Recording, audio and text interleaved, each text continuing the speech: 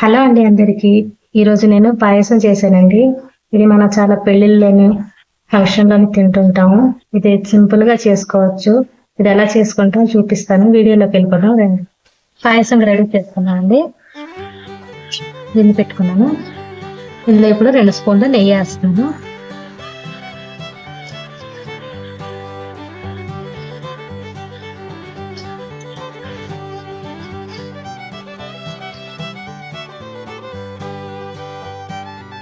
జీడిపప్పు వేపుకోవాలండి.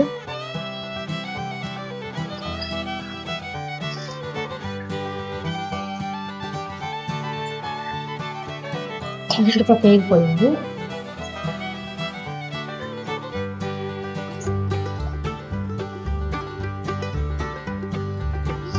ఇప్పుడు కిస్మిస్ వేస్తున్నాను.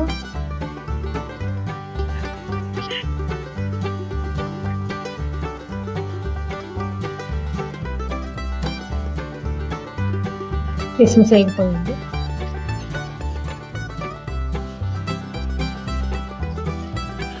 ఇప్పుడు నెయ్యి తీసుకొని పాయసంకి పాలు మరగబెట్టుకుంటానండి.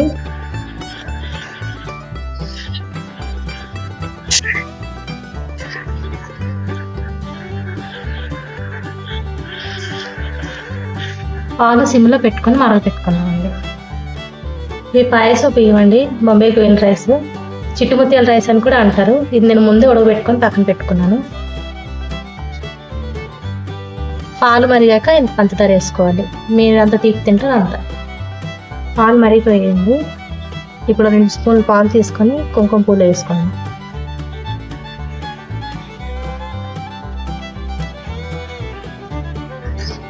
పంచదార ఇప్పుడు వేసేయాలండి.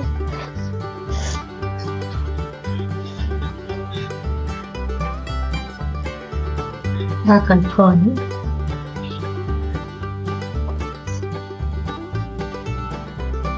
ఇప్పుడే ఉడకబెట్టుకున్న అన్నం కూడా వేసుకోవాలి.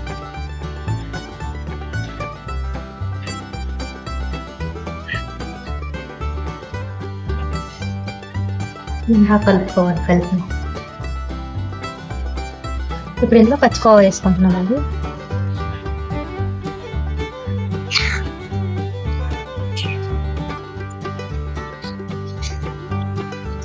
బాగా కలుపుకోవాలి. చల్లగా అయితే ఇది ఇంకా దగ్గరగా అవుతుంది. ఇలా మిల్క్ మేడ్ వేసుకుందామండి.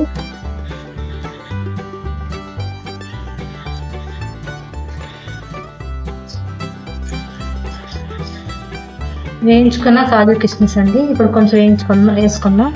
తర్వాత గార్నిష్ కోసం కొంచెం ఉంచుకుందాం.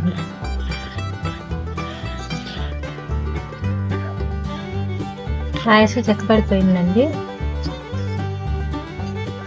కుంకుమ నానబెట్టుకున్నాం కదా పాలలో, అది వేసేస్తున్నాము. కుంకుమ పోసుకున్న తర్వాత శుభ్రం కలుపుకోవాలి. ఇప్పుడు యాలక్కాయలు పొడి వేస్తున్నానండి.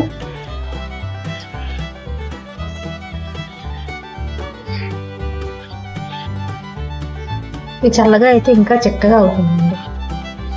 పాయసం అయిపోయిందండి, దించేస్తున్నాను.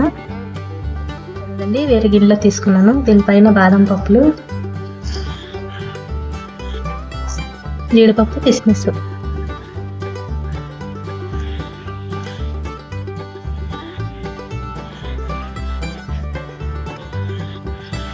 అంతేనండి. పాయసం రెడీ అయిపోయింది. ఇది ఎంతో రుచిగా ఉంటుంది. మీరు కూడా ట్రై చేయండి. దీని టేస్ట్ మీకు ఎలా అనిపించిందో నాకు కామెంట్ చేయండి. లైక్ చేయండి, షేర్ చేయండి. నా ఛానల్ని సబ్స్క్రైబ్ చేసుకోండి.